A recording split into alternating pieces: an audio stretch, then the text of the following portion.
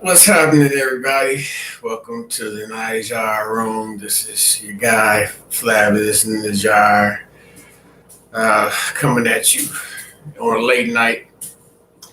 So let me come in here and get on because kind of been dilatory and remaining persistent in being regular and bringing forth content for you all. I really don't have much of anything to say. I think Uh, part of my problem is that I spend too much time typing to people on other platforms such as the Facebook. And, you know, I want, well, I guess I might as well, since it's in my on the tip of my tongue. They say that niggers don't read. Um, but, although I myself am, am, what's the word I'm looking for? Am a exception to that stereotype because I read a lot and I write a lot. But unfortunately, I'm sure that many people, when I have discourses back and forth and I'm putting out information or I'm being, I think the charming individual that I am, uh, people don't necessarily read. And if they do read, I guess in some cases they don't get the full comprehension of what is written. So I guess really, just the past few days, my biggest debate issue has been in regards to the continuing pandemic and the I'm not even going to say alleged, but the purported efficacy or the effectiveness of the vaccine and those who choose to take the vaccine and those who do not. Now, I do know how in the stage in the current state of where um, platforms will, I guess platforms. I guess YouTube is a platform, but channels on platforms are uh, again, I'm searching for a word, are assailed or, you know, um, scrutinized if they talk about the pandemic, which is affecting everybody globally. If they talk about the pandemic or what's being done to address the pandemic and they utilize certain terms or they express their selves in a way which is, I don't know, and I don't understand how that could be dangerous to other people. Because in the end of the day, as children, we should have been taught that individuals' opinions um, are just that, opinions. And it's up to you to do your own research and make your own discoveries about things. You don't just listen to what everybody tells you. At least that's what my mama told me. I don't know about the rest of y'all, but yeah. So and I really had wanted to make a YouTube where I specifically ask questions. Because the important thing that we must not do is, and that's just pretty much just about anything that we have confusion or misunderstandings about. We have to avoid making declarative statements and keep our discussions in the form of questions because you know questions are and I have to be careful because some people kind of get I guess the proper, I wouldn't say angered, but some people tend to get irritated with questions. But then you have to ask yourself, why would the individual get irritated with a question when either you know the question, and if you don't know the question, you just say I don't know. You say yes, no, or I don't know. We have any give any information you might have about the question that was asked, and then just go about your way. But you know, uh, I tend to find when I ask questions on my social media that they don't necessarily be answered.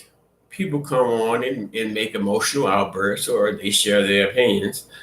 And I try to circle back onto the question. And of course, the question is never answered. The questions are never answered. I'll ask additional questions, but maybe they didn't like the questions I didn't ask it first. I asked it first. Maybe if I ask this question here, maybe I might get a little leeway into the discussion. But it never fails, man.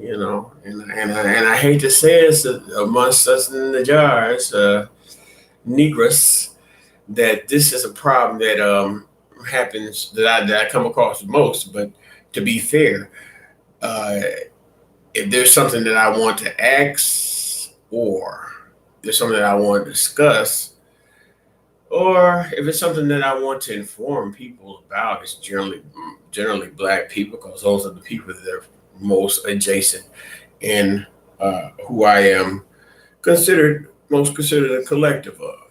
So yeah, so it's like I just really don't understand, and then another thing I'm working on, because I think the problem is that um I get to the point where I just plan and I have notes all over the place about topics that I have, and I get to the point where I overthink them when I kind of feel like I should just in a way just jump on and go with it, because a lot of times I'll sit on stuff and then I'll watch other bloggers or other media outlets, and they'll come out and they'll say the things that I've already been working on or already thought.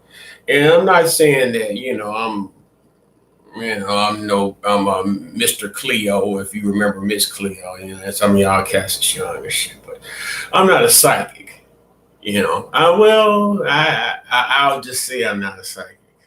I can't prove I'm a psychic.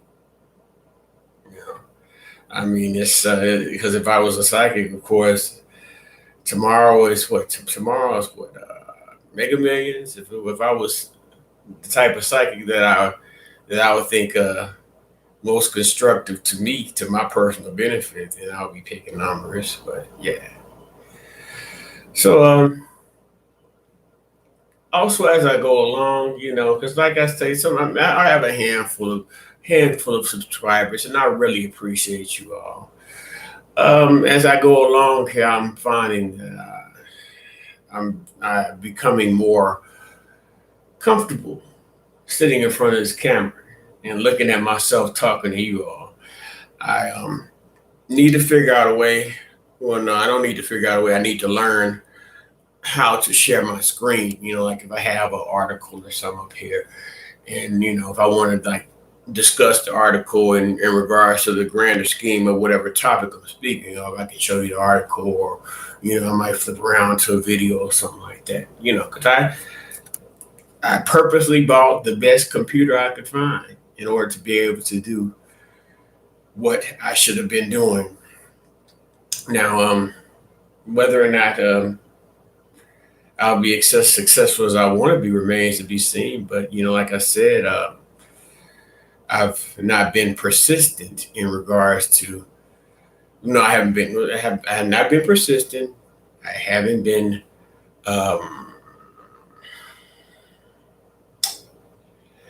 Have been motivated. I haven't motivated myself enough to really just come and do what I need to do on this platform. But yeah, like I was saying, I've been working on other topics. Like for example, a lot of people don't necessarily know that Donald Trump, and everybody hates mean Master Trump. They love kind Master Biden. Donald Trump currently has is currently announced maybe like a week or so ago that he's planning on suing big tech. And the reason one of the points of this suing big tech is the censorship aspect. Now, all during the 4 years he was in, a lot of black people was, the white folks told y'all that he was racist, and I mean, and I don't know the man. Perhaps he is racist, but if, from as far as being the most virulent, the most offensive racist I've ever seen, no, I don't even think. I really don't think he's touching Joe Biden. But of course, everyone will like you to believe that. But when we look at the results of the way things are not necessarily getting any better for black folks. Even though that if you did not vote for Joe Biden, you're not black. So yeah, I'm working on. I'm thinking. I want to do an expose on that lawsuit, because during the I guess during the election between Trump and Hillary Clinton, the scape of what the main platform I utilize, Facebook. And I have a page on Facebook, the real beauty of black relationship. It's been stuck, like before the Trump and Hillary election, and I was on my page not being able to stand Hillary Clinton, because I knew that Hillary Clinton, just like Joe Biden, was instrumental in the '94 crime bill. So I was going hard on Hillary, and and if we be foolish to know, will we be foolish not to acknowledge that Facebook and ergo Instagram are Democrat or liberal leaning platforms. And even though you see, they say there's people that say, well, they let this suspected white supremacist statements, they end up when he's a conservative or whatever. But that's just them playing both sides for you. So yeah, so what I'm trying to say is that when I go back to my point, that when I had my well, I still do have my Real Beauty of Black Relationships page, I entertained changing it to the Niger Room, but I think I'm gonna leave that up and just do a whole different fan page for the Niger Room. But what I'm saying is that I was somewhere around like almost at 40, like I was at like 38,000 or something like that, and I'm still at 38,000. And mind you, this has been this way for God, it's been this way since, like I said, since Hillary and them got in. So it was like when they were talking about the Russia Gate, and they were talking about how Russia was influencing the black vote by going to sites and saying factual or even exaggerated information about Hillary Clinton, and it was hurting her chances at the polls, which it eventually did.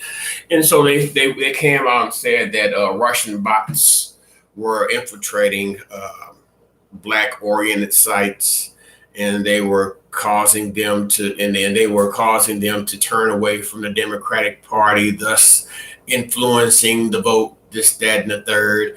And it's like, so what happened was, even one of my favorite, now I really can't speak too much about the other sites, but one of the sites they mentioned in this docket, if I remember correctly, was a site called Woke Blacks. And Woke Blacks, from I remember that site very well, and from what I've seen, they weren't necessarily on necessarily speaking about Russia, nothing. They were speaking about Black history, speaking about all types of Black topics.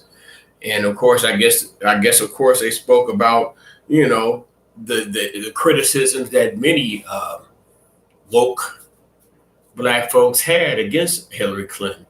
And and it's kind of ironic that the site was named Woke Blacks, and nowadays you see the smarty art Negroes on the social media platforms, and even they've gone so far as to get into the alleged Black media papers such as the Griot or the Root, the Too Smart Guys, and all that. The various, you know, from what evidence I've seen, the various immigrant class Blacks that get on there, and they say things like,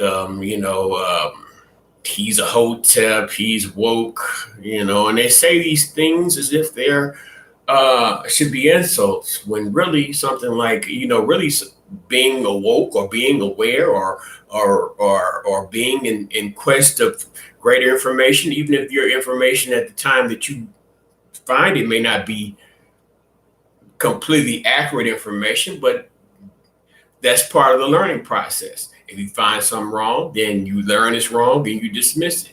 But the thing about it is that you have these individuals, and you still have them to this day, where they'll talk about, well, they'll mention the term woke in regards to a person that may be speaking something that they disagree with in regards to an opinion. But it's like, well, you want to reject what someone may be saying, even though they may have documented facts and evidence. But it's easy to say, oh, you're a hope tip, you're just woke or whatever. But to circle back to what I'm trying to say is that these what's happened in these years, in regards to social media and other platforms, they've gotten into this thing about canceling folks, and it's to the point where you have to be really trepidatious or tiptoe about what you talk about on social media. And because a lot of people I've seen a lot of large platforms and platforms that were very, I guess, lucrative financially, and also very beneficial to those who visited those platforms. I've seen those platforms removed. I've seen those platforms attacked because due to the fact that they may go against the recognized, um, what's the word? Not the recognized, the officially, and when I say officially, the propagated uh, opinion or belief, basically what the dominant society wants you to believe.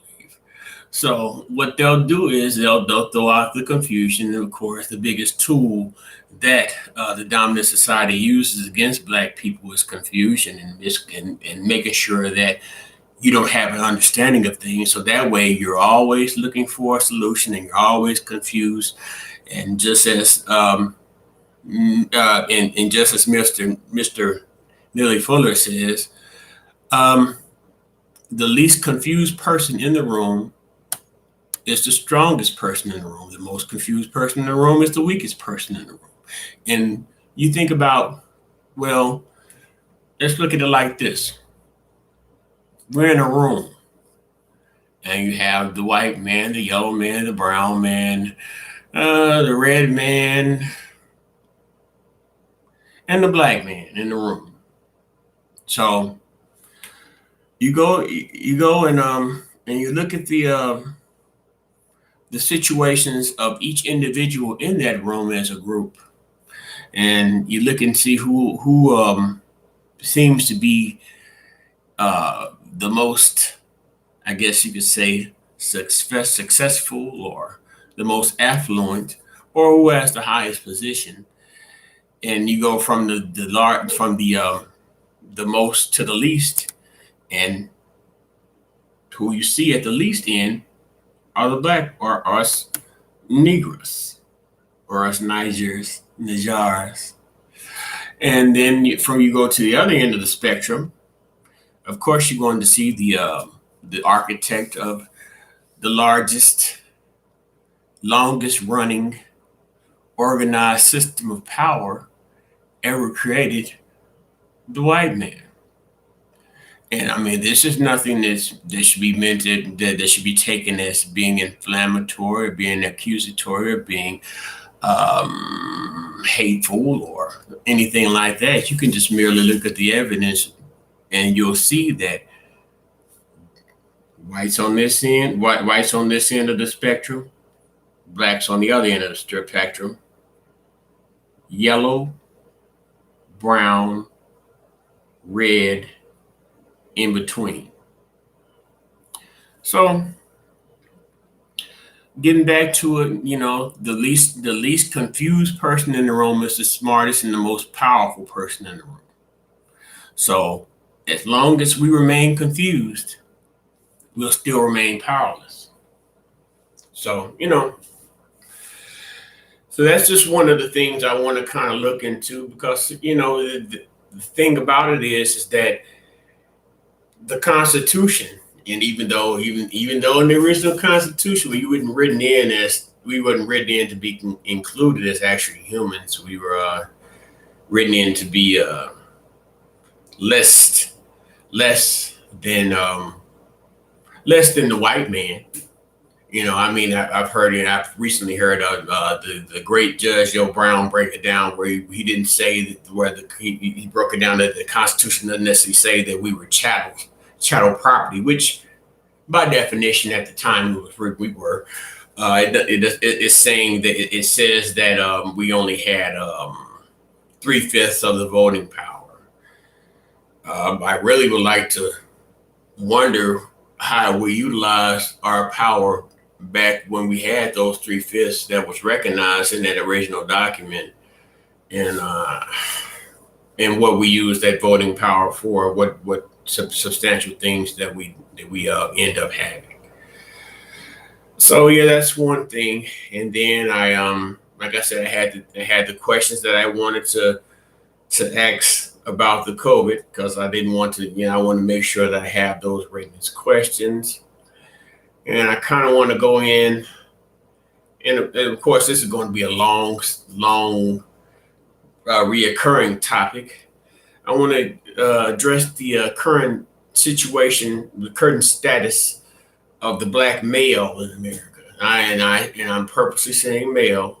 I'm not going to say black man, because a lot of the behavior that I'm seeing is not necessarily a representative of manhood. It's more of an example of boyhood or even girlhood to that degree. But so I have notes about that. I have essays about some of this stuff. But yeah, I just really wanted to come on and let y'all know I'm still out here, and I'm still gonna grind this out, and I still want y'all to bring people on over here. What would be really nice is, like, I'm looking over here in my chat corner, and there's not nary a letter or a number or sentence or word here. It's really going to get fun when that comes up. I really, I really kind of anticipate. I'm really anticipating the hate. But I shouldn't do that. I really should anticipate all the wonderful people that will contributed their thoughts and opinions and ideas, and we could have a discussion. I want to get to the point where I can invite people on, and and instead of seeing just my rugged, chiseled, late night after work, slightly greasy, unkempt, woolly head itself, maybe it'll be someone sitting next to, well, not necessarily sitting next to me, but someone in the image on the screen next to me. But yeah, this should really be. I don't know why I get so hesitant on getting on here, because the more I get on here, I see the more fun I have, and the more I'm gonna enjoy it. But I just wanna come on and just throw up a smoke screen, not a smoke screen, throw up some smoke signals, let y'all know you guys still out here. You out here cooking. But it's just not. I just haven't opened a restaurant and served any place yet, any new plates yet. But I will. Like I said, I have to balance my time. I'm still on the plantation. I'm trying to get off I'm going to get off the plantation. We should eliminate the word try and embrace the word do. Yeah. Show you guys some love. Keep watching the videos. I think I'm probably at like 7.5% of the subscribers that I need to monetize, and I'm a considerable number of hours away from the hours of watch time that I need in order to monetize, because that's 4,000 hours. I think I'm somewhere along the lines of 20. Damn it. If it was easy, then it was easy, everybody would do it. But I'm just here to show you all and myself, first of all, that I can do it. So as opposed to me just getting up in the mornings and seeing what my favorite YouTuber is talking about and listening to them, or getting on the Facebook and going back and forth with people that don't necessarily share my views and are not really going to, you know, bring forth anything constructive to my discussion or even teach me anything, you know. Not, and I shouldn't, and I'm not trying to say that no one can teach me anything, but teach me something that I can't learn on my own. Teach me something that I don't know already, and teach me something that you aren't wrong about when you're attempting to correct me on. That's all I ask. But yeah, this is your guy Flaviness in the jar. You can call me Flav. And